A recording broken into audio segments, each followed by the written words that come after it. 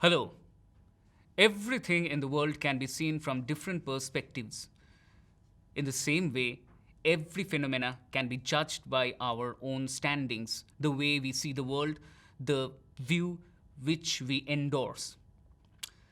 Welcome to a session of non-Marxist theory, and in particular subject, keeping this subject in mind, uh, this phenomena of looking at the world from different perspectives is essential to our understanding. We have been talking about Marxist theories, we have been talking about a lot of theories. All these theories are nothing but a view in which we see the world, where we place ourselves and we take our decisions in lives. Now, today we will be talking about non-Marxist theories, and before that, we should understand what is a non-Marxist theory. Now, non-Marxist theories are particularly those which do not include any ideas or which contradicts any kind of idea that is proposed by any kind of Marxist thoughts, whether they are classical Marxists or neo-Marxists or even post-Marxists. So there are thousands of theories and thousands of ways in which we see the world, philosophize it, strategize it, which do not endorse the thoughts which has been proposed by the Marxists. We know that any kind of Marxist theory comes from the elaborate works of Karl Marx and his followers. Followers in the sense, those scholars, philosophers, social scientists who work on the works or the theories of Karl Marx. An essential part to our understanding is, why do we see this world or all the phenomena or institutions or our civilization or our society from these particular aspects? Now, the essential part of theory is that we have a better understanding of what we are doing, what we should do, and what we have been doing when we apply these theories.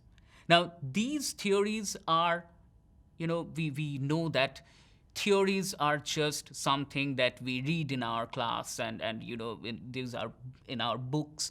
Sometimes for a lot of people, they can be boring.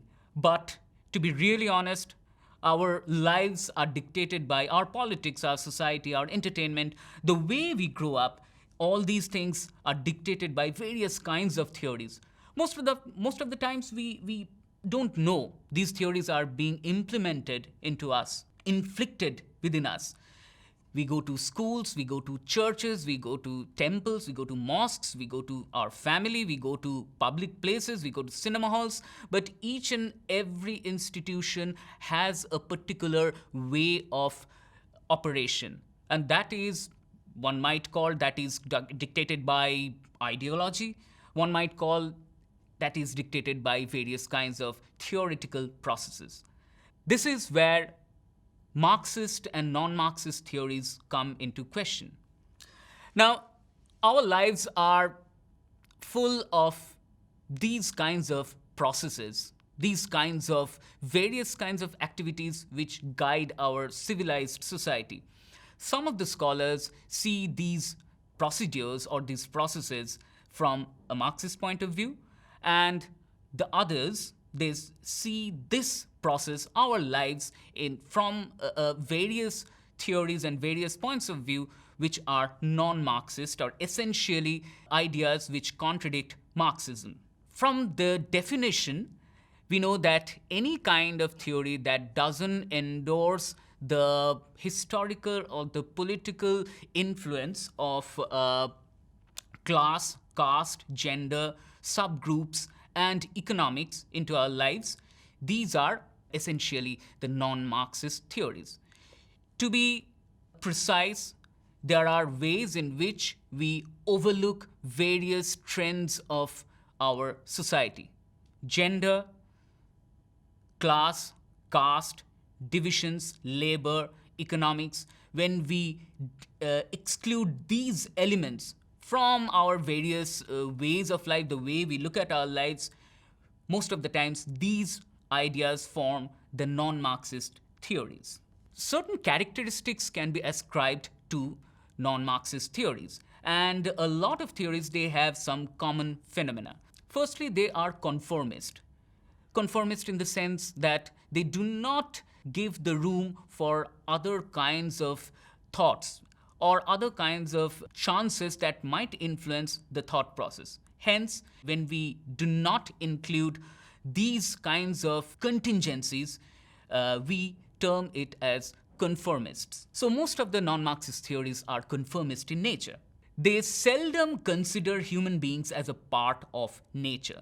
One thing when we discuss about Marxism is that we overlook the idea and the importance that Marx had put on the idea of nature. For Marx, nature was a part of man and man was a part of nature.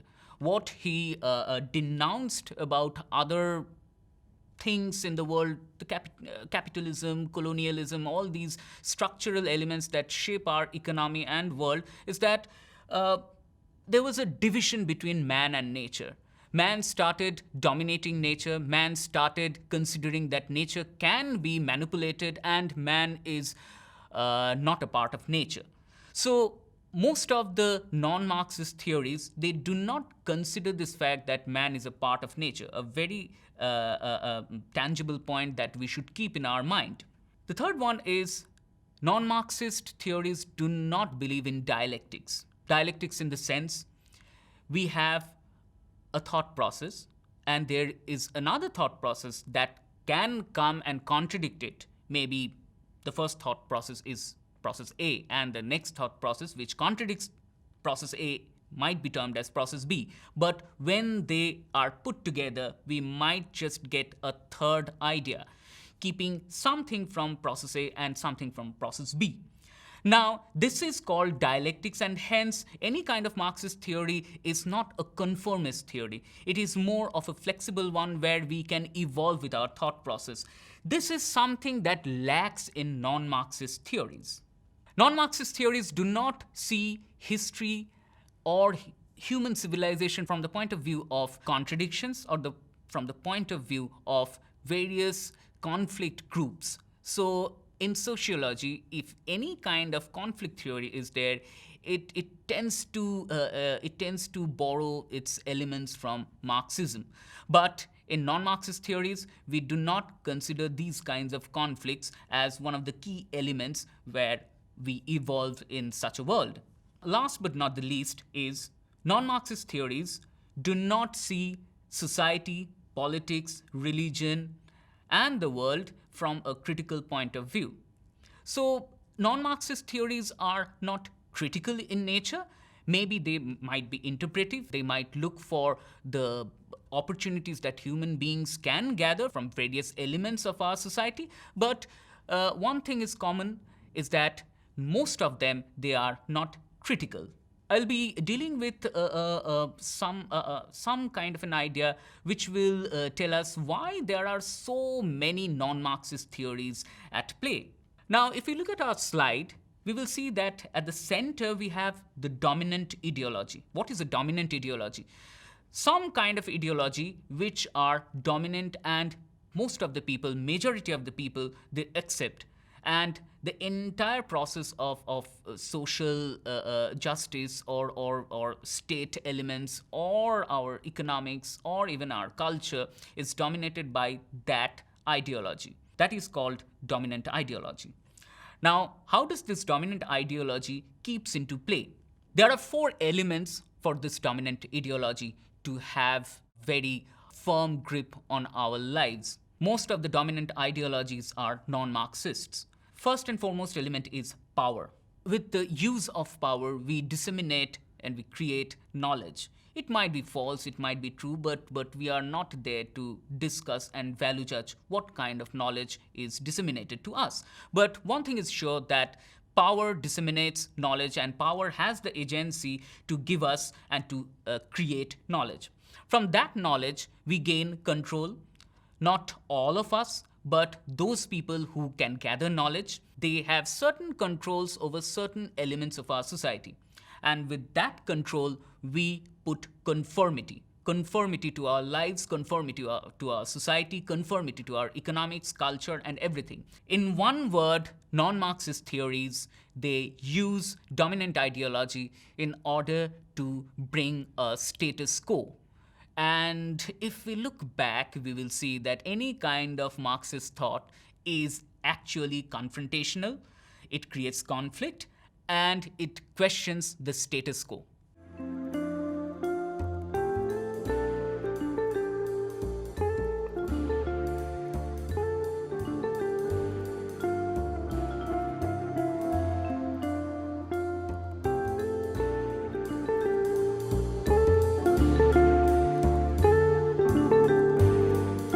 Now we will discuss about some of the non-Marxist theories which are very much dominant in our lives. Some of the most dominant non-Marxist theories are capitalism, functionalism, positivism, fascism. Yes, we know that this is topic of great debate, but yes, before it becoming an ideology, it was a proposed theory by Benito Mussolini, and we know how this theory was propagated among the people and how it created devastation. And if you think that tyrannies and the horror of fascism has ended in the Second World War, then we will be making a mistake. And of course, there are other theories also. We have included in this program social exchange theory and social action theory. Now let's talk about the most dominant and the most debated issue of the subjects of Marxism, which is essentially a non-Marxist idea of life, which is called capitalism. Now we know that capitalism is a system, is more of an economic system which prioritizes the private property and its owners. In order to see the world, how it runs in contemporary times, we will be amazed to see that the entire world, the entire economic system, the cultural system, they are dominated by only one mode of whatever you call theory or ism in our nations, in every nation, and that is called capitalism. Capitalism is an ideology, capitalism is a system, capitalism is a theory, and capitalism is a way of life. And nowadays, capitalism has percolated in our lives in such a way that even when we spend times with our most loved ones, we seek to engage ourselves in pleasures that is endorsed or that is told us by capitalism. Now, what is this capitalism apart from priority of private owners? Capitalism, this theory proposes the domination of free market. We must keep in mind that the idea of colonialism started with free market, where the merchants and businessmen could go to various markets without the intervention of a central authority or the government. So that idea, the 300-year-old idea, is still there, and we can see that capitalism propagates ideas that doesn't endorse the idea of a very good government or a strong government. We have seen that after globalization, capitalism has triumphed, and the government intervention or the government control has been weak. Now, this is exactly what the system of capitalism desires: free market, open market, more consumers, and more profit. Coming back to the profit, capitalism has only one motto: profit making. And hence, it considers three elements which are essential to its profit making. One is labor, the most important one. One is consumers, and the other is product. For making a product, we know that a lot of raw materials, labor, and a lot of machineries are required. But capitalism draws its profit from curbing the labor value. Hence, the profit is generated. But there is another theory that talks on behalf of capitalism, is that capitalism is one of the best economic strategies and theories that one nation or any nation can have. When we prioritize our businessmen, when they make a lot of profit, they disseminate or they exchange their profit and their products and their ideas, and they engage a lot of people in that particular location, and hence prosperity thrives. But often we have seen that this is not always the case. So again, this is a kind of a non-Marxist theory that is always debatable, and all the people, when they discuss about this kind of dominant theory, a lot of points of view come and we fail to reach a conclusion. We will be discussing what are the effects of this huge theory or this huge process on our society. One of the darker aspects of this is it has the opportunity to spread inequality because it concerns the flourish of private ownership. The second one is it has a tendency of having power concentrated in the hands of the few, and hence inequality and hence domination of a particular group over the others is a particular phenomena that we have seen. The third one is if there is an opportunity of profit in capitalism, capitalism will endorse the regressive activities of the society. For example, a lot of superstitions might be monetized because capitalism, before judging a value, judges the profit. The last one might be if we think about nation and we think about capitalism, it's not necessary that a nation will thrive and do good if capitalism thrives. We have seen this in 2008, the great economic meltdown, where a lot of people had lost their opportunities to have basic income.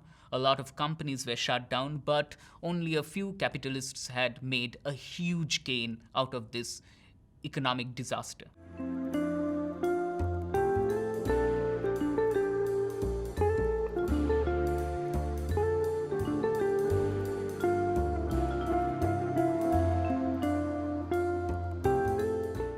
Is capitalism aware of its own evils or its own benefits?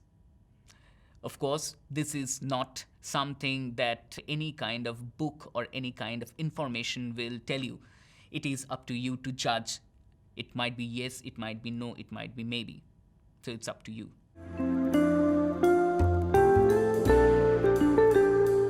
Another theory that is there very much within our lives, and one of the main components of any kind of sociological thought is functionalism, functionalist theory. Now, functionalism is a theory about nature of mental states.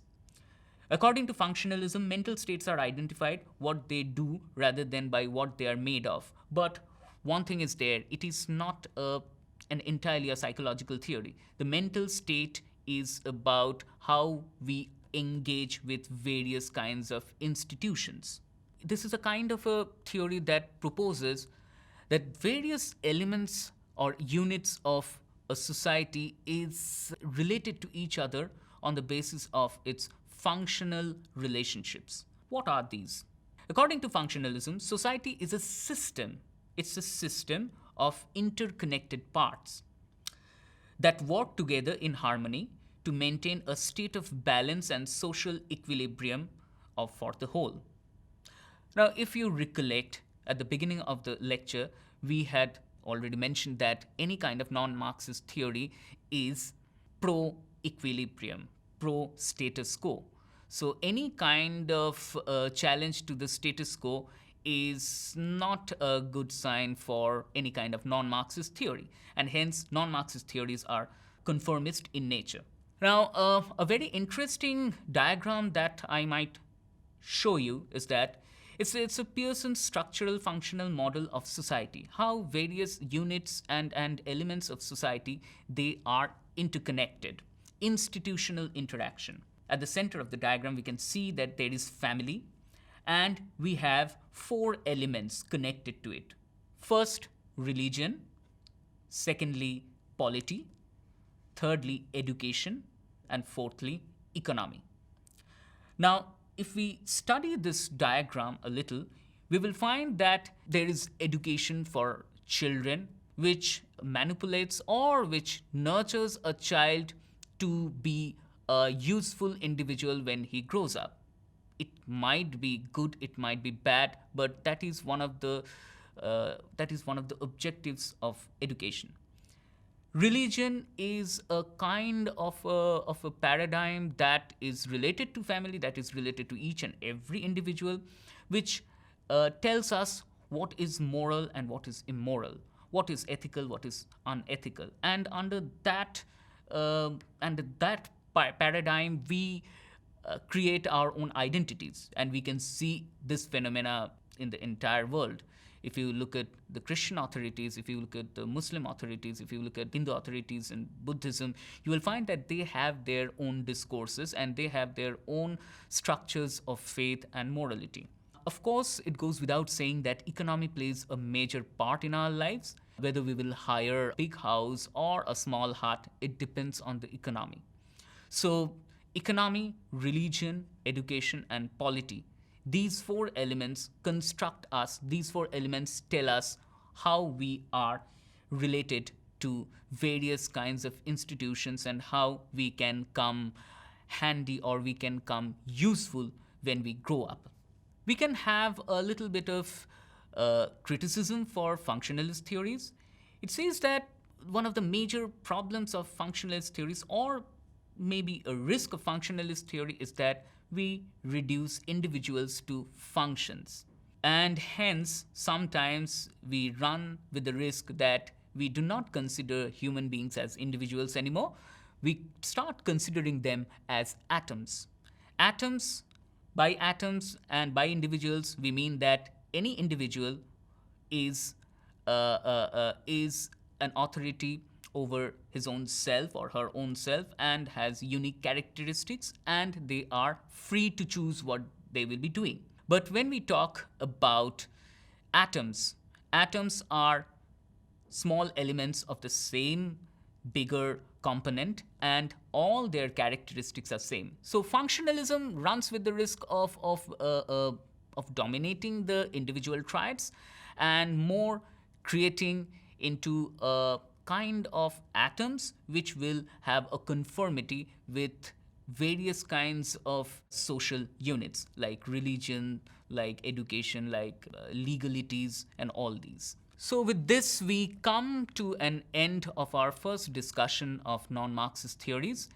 One thing one must keep in his or her mind is that there are lots of theories, there are lots of ways in which we can see the world, but it is up to us which theory or which idea we will endorse and how we will look at the world.